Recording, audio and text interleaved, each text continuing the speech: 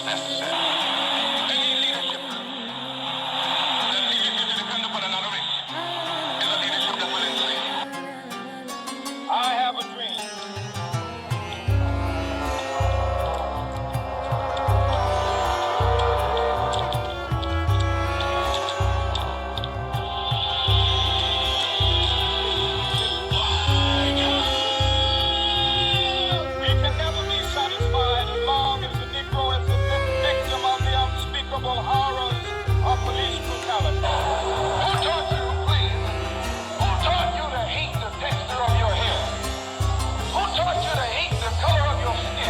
Rap today fucking sucks bad. I don't give a fuck what anybody says. These fools ain't spitting no type of dope shit. But that's not even the bad part. They're not even saying words anymore. They just got a hard-ass fucking beat to trick dumbasses like you to make you think you like the shit. Only our unity can provide us with anything like adequate protection. Because you can't hate the roots of a tree and not hate the tree. You can't hate your origin and not end up hating yourself. You can't hate Africa and not hate yourself. Faith, religion, brainwashing, the ailments mankind could never cure. Just bury me in the ocean with my ancestors that jumped from the ships. Because they knew death was better than bondage. You can't move. You can't move.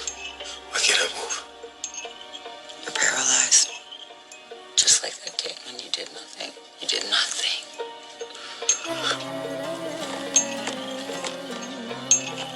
Now,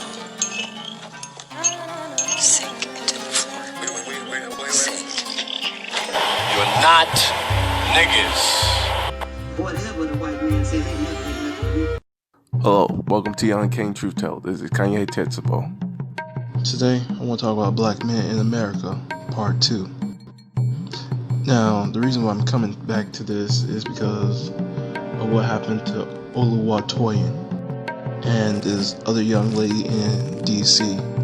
I'll get to the second one in a few minutes. But with Oluwatoyin, she made tweets and made it known that she was being sexually assaulted. People knew that she had bad eyes.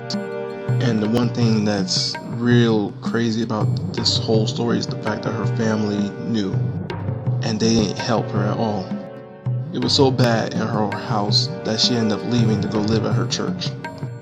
She was a black woman. She was an activist. She recently just graduated and became a professional hairstylist. She, even though she had experienced bad relationships with black men, she still loved black men to death. She was still out there on the front lines protesting as an activist for black men, all black people. And in the end, it was a black man who snuffed out her life. This black man has been known to be very violent, and he's done it all. He's done Grand Theft Auto, he's beaten people, he's killed. And yet, he was still allowed to be free. And it's kind of funny about that, how the one who is really not innocent is allowed to be free, while those black men who are in jail under false pretenses are locked away for a certain amount of years. Meanwhile, the real killers and dealers are out free. And free he was to murder this young black girl. She was only 19. And she wanted children. She could have done so much with her life, but it was taken so soon. In a way, we also have ourselves to blame with this situation because a lot of people knew and did not help. And those who did know tried to help her and was unable to do anything. So we can't really blame the people who did try because they obviously tried, they cared for her, they listened to her, they heard her voice. But those who knew and did not, like her family, they are the worst. They are lower than dirt. They are the scum of the earth. And I have to be honest about that because it's so much that's going on and happened to black women, and yet it's treated, black women's pain is treated as a joke. In Breonna Taylor's case, her boyfriend, he decided to try to protect her and him by shooting back at those police who just ran up in their house. And in the end, he was locked up. He got out, but that's how a man should be. That's how a black man should be. He should fight for his woman. And it's still sad because she lost her life in the process of it all. And we cannot imagine what he's going through because he lost the woman that he loved and they were sharing the same bed when this happened. One thing I noticed that there are many films out there that deals with these type of issues that go on within the black community. Some talk about the issues where the black father has been abusive and how the mother sweeps it under the rug because they don't want everyone to know or to be in their business. I know someone who's personally going through a similar situation at this current moment, and she's been abused, but she will not tell anyone because, like many things, it's swept under the rug. Her father is a chronic cheater. He's cheated on his wife so many times to the point, it's hard to understand why the mother stays with him. Even now, the father is currently still cheating with the mother, has a mistress, and we cannot blame the mistress because it's him who's doing it. He's leading both her mother and this other woman on. He's trying to have his cake and eat it too. At the same time, he's stolen from her mother the money that she was saving up. And it's men like those that give good black men a bad rep. Because these bad rep black men are the ones that are shown. They're the ones on the front line. They're also the colorists of the world. The post that I seen today where this black man called light-skinned black women like beautiful, pretty, and everything, but then he goes and called dark-skinned black women roaches. And granted, you have people like Cardi B who's called black women roaches and still get the support. But it's these black men who go back and call black women roaches and then want all the support from them when things happen. And in those instances, I say black women shouldn't support those type of men.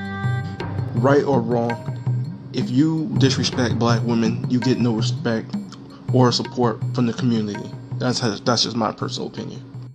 Any black man that harms a black woman is not a part of our community. He is not with us. He should be instantly disowned by the community. So anything that happens to him, let him go to his white women or Asian women or Hispanic women. Let them fight for him. You can literally state facts about black women being oppressed in America, and some black men will call you a simp for it. They will call you a cunt. And these are the same black men who will wear shirts that say Black Lives Matter or be out there protesting. And it's all a front. They make it seem like they care about black issues, but they really don't. Many of them hate black women, but they know in order to get that support when things happen, they gotta pretend. And one of the most disgusting things I've seen about what happened to Oluwatoyin, the fact that some people are actually saying it was a teachable moment, that God had a plan. And that's the most disgusting thing I've seen people say, because they bring their God into it and say it's his plan, that it's a teachable moment for black women. If anything that black women should take from that is don't call every black man your brother, and be weary of them, because a lot of them do not love you. A lot of them hate black women, and it's very obvious. Because let's be fair, this man has a record of being abusive. He's beaten a woman while she was pregnant. That alone should say this man is a psychopath. He has no empathy or sympathy. He's lacking something in his brain and should not be out on bond. He had a 250 bond. That's the system. That's the system that white people created, where a psychopath could be roaming free but the ones that shouldn't even be locked up are out there. This is the system that white people created, that a black man who's in jail for weed charges, but you have these white boys out here selling weed in shops. And then you have black men out here with these white women, Asian women, or any other type of woman, and they'll disrespect black women in the past, on past tweets, on Facebook, all that, but then turn around and say, help me, or so. Or black women be out there marching for them. And the reason why I'm saying all this is because it leads me to my next point, where I saw a group of black men threw a black woman into a dumpster. This was down in DC in the Paradise Apartments.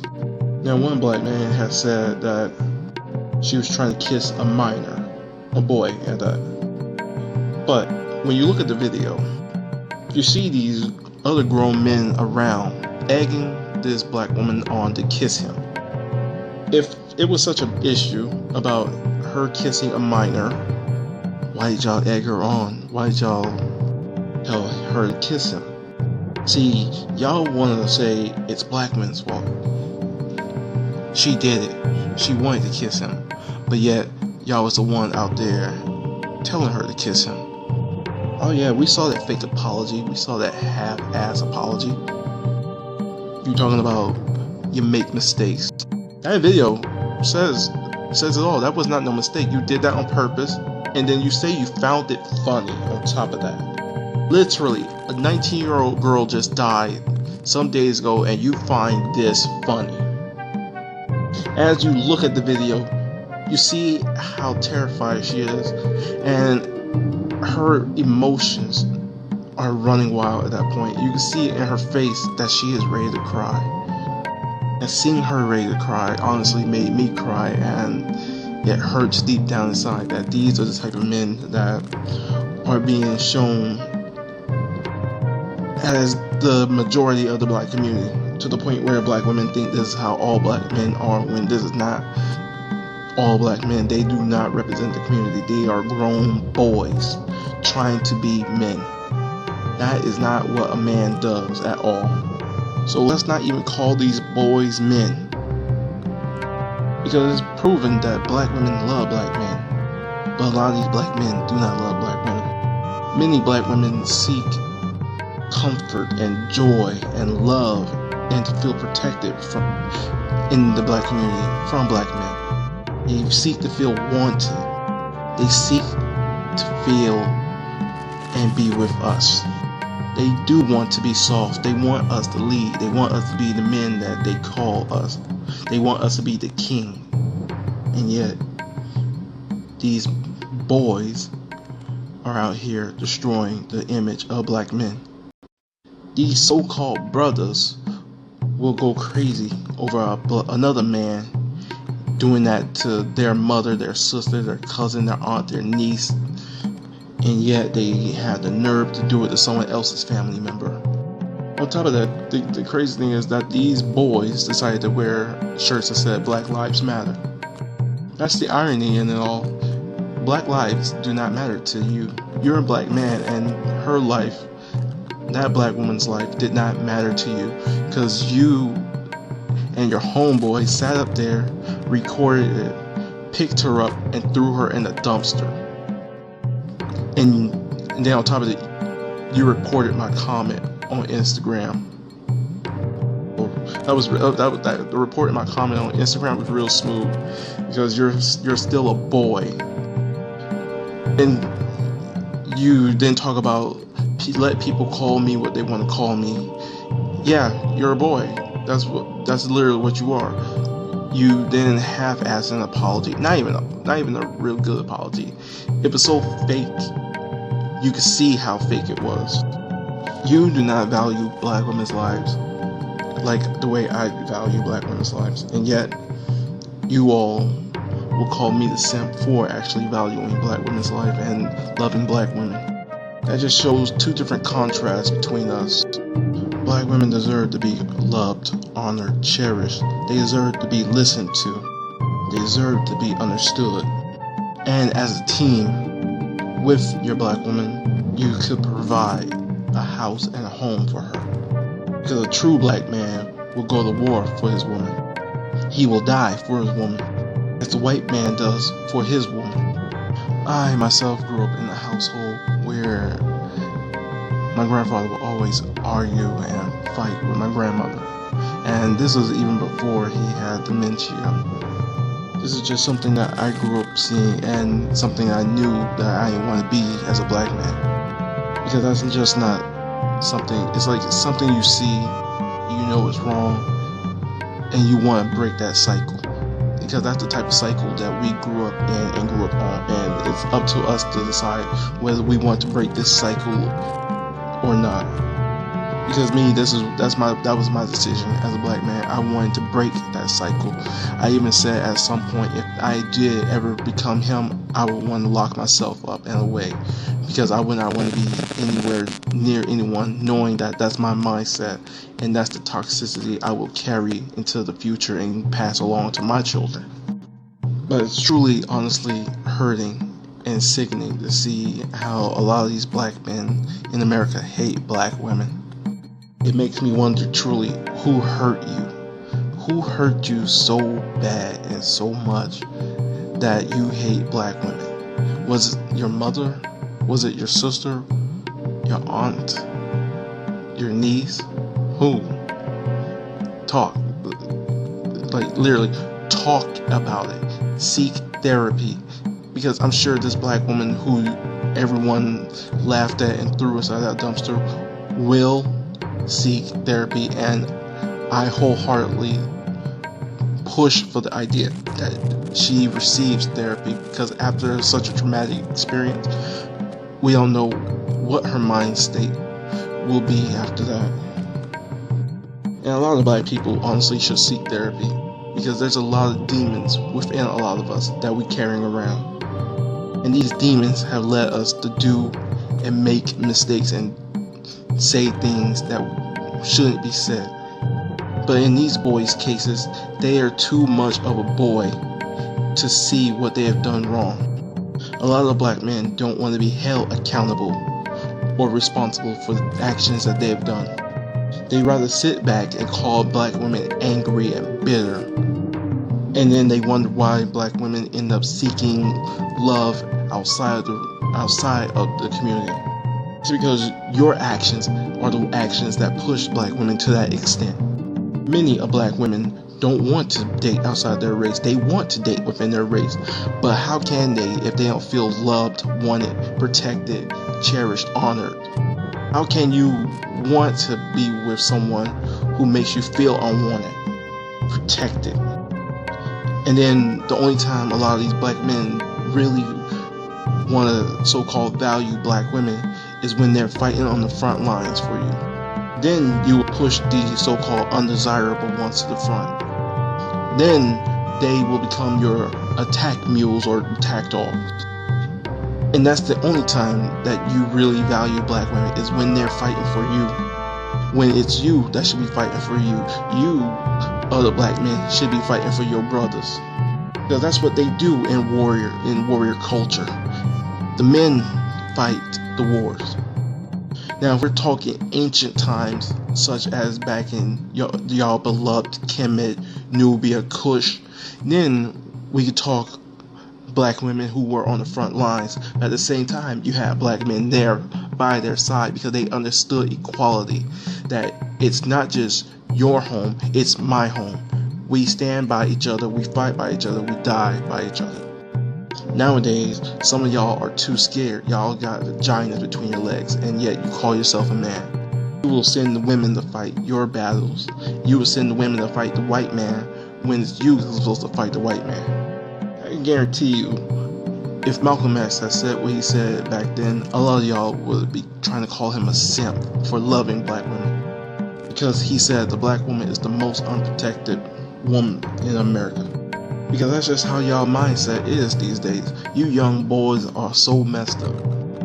And I will just now start calling you white men, because you have the same mindset as a white man. White men don't really love their women. They just don't want their woman to be with anyone else but them. Because white men are inferior. They have an inferiority complex. They don't want their women to make more money than them. They don't want their woman to be smarter. They don't want their woman to do anything but to cook, clean, have their babies.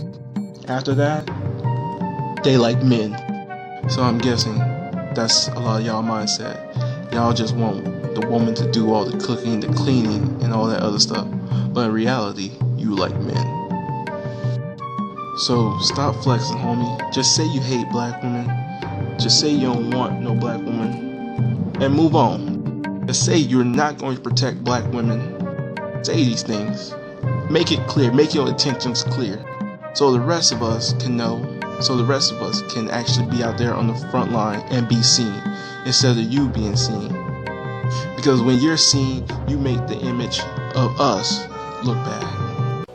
Thank you for listening to this week's episode of The Uncanny Truth Teller with Kanye Tetsubo. If you would like more, please subscribe to our YouTube channel, as well follow us on Anchor at The Uncanny Truth Teller. You can also find us on Facebook, Twitter, Instagram.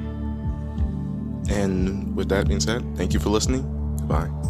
Don't you ever forget that being black is an honor, because you come from greatness.